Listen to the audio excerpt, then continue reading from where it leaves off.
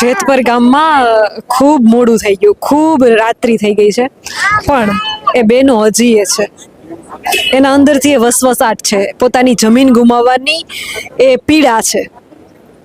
શું બેન, જેતપર ગામમાં અત્યારે ચાલે છે શું? વેકેશન ચાલવું જોઈએ ના શું ચાલે છે? વેકેશન છોકરાઓ માટે તો વેકેશન જરાય નથી, કેમ કે છોકરા અમારી સાથે 9 વાગ્યાથી સાંજના 6 વાગ્યા સુધી આવા તડકાના અમારી સાથે રહે છે. હવે અમને એ ઉપાધિ છે કે હવે કાલે સ્કૂલ ચાલુ થશે. અમારા ઘરમાં અમે 8 સભ્ય છીએ, 8ને અમારા ખેતરમાં પોલ આવે છે, એટલા માટે અમારે અહીંયા રોકાવું પડે છે. અને જો ના જાય તો કામ ચાલુ કરી દે, અમારી પરમિશન છે જ નહીં કે તમારે અમારા ખેતરમાં કામ ચાલુ કરો એમ. તો હવે જાય નહીં તો અમારા ખેતરમાં કામ ચાલુ કરી દે. હવે આવા છોકરાને ક્યાં મૂકીને જવા, એટલે અમારે સાથે લઈ જવા પડે છે.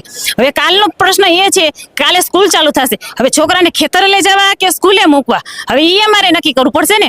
અને સ્કૂલે મૂક્યા ને પાછા સાંજે તો એ આવે પણ તમે ન આવો, એવું બને ડિટેલ થઈ જાય. આ લોકોનો ટાઈમ એવો છે, અમે સવારના 8 વાગે ત્યારે બપોરની રસોઈ પણ બનાવી લઈએ છીએ, કેમ કે કાંઈ નક્કી નથી હોતું ક્યારે અમારે જવું પડે અહીંયા, એટલે અમે રસોઈ પણ વહેલી બનાવી લઈએ છીએ. છોકરાઓને ઠંડુ ખવડાવવું પડે છે. અમે તો બપોરે અમારા લેડીઝ બધી જેન્ટ્સ બધા ક્યારે જમતા જ નથી. આજ 4 દિવસ ત્યાં બપોરે ક્યારે જમ્યા જ નથી.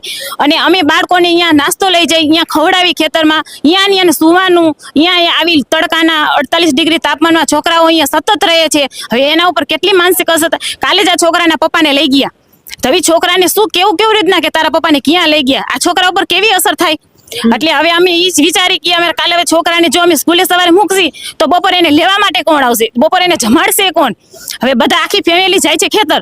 હવે અહીંયા રોકા પર જો અહીંયા ન રોકાય તો કાલની જ વાત છે, કાલ અમે બધા ખાલી ખેતર બેઠા હતા તો એ લોકોએ બીજા ખેતરમાં કામ ચાલુ કરી દીધું. અને જ્યારે અમારા બધા જેન્ટ્સ લોકો ગયા એને રોકવા માટે તો બધાને ડિટેન કરી લીધા, બધાને લઈ ગયા, ઘસડીને લઈ ગયા. આ એક 10 વર્ષના બાળકને પણ લઈ ગયા.